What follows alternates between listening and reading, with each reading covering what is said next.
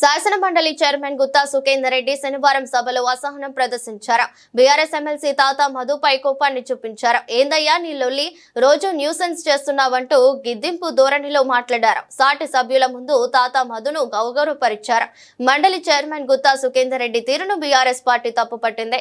సభలో చైర్మన్ సుఖేందర్ రెడ్డి తమ సభ్యుడిని ఉద్దేశించి న్యూసెన్స్ అనే పదం వాడటం కరెక్ట్ కాదని ఎమ్మెల్సీ కల్వకుంట్ల కవిత అన్నారు. దీనిపై ఆమె మండలిలో మాట్లాడుతూ సభలో మా సభ్యుడిని ఉద్దేశించి మీరు న్యూసెన్స్ అనే పదం వాడారని, తాను మీకు చెప్పేందుకు పెద్దదాన్ని కాదని, ఆ పదాన్ని దయచేసి రికార్డుల నుంచి తొలగించాలని తెలిపారు.